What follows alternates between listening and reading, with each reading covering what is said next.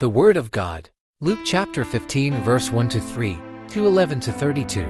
Tax collectors and sinners were all drawing near to listen to Jesus, but the Pharisees and scribes began to complain, saying, "This man welcomes sinners and eats with them."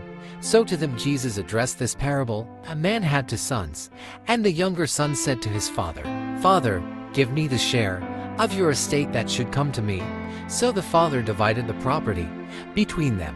After a few days, the younger son collected all his belongings and set off to a distant country, where he squandered his inheritance on a life of dissipation.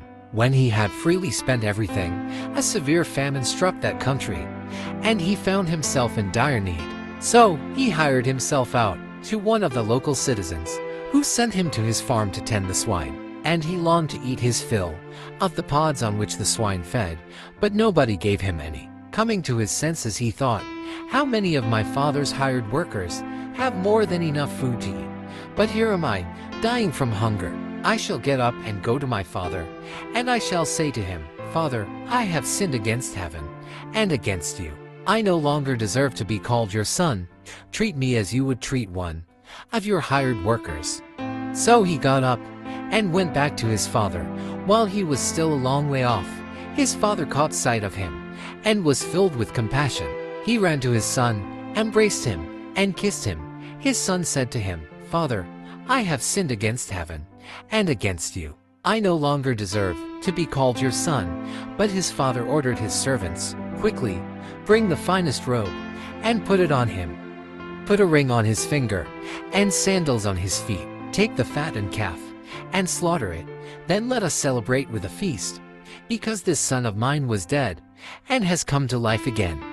He was lost and has been found.' Then the celebration began. Now the older son had been out in the field, and on his way back, as he neared the house, he heard the sound of music and dancing. He called one of the servants and asked what this might mean. The servant said to him, 'Your brother has returned, and your father has slaughtered the fattened calf because he has him back, safe and sound.' He became angry, and when he refused to enter the house, his father came out and pleaded with him. He said to his father in reply, 'Look, all these years I served you, and not once did I disobey your orders. Yet you never gave me even a young goat to feast on with my friends. But when your son returns, who swallowed up your property with prostitutes, for him you slaughter the fattened calf.' He said to him, 'My son, you are here with me always.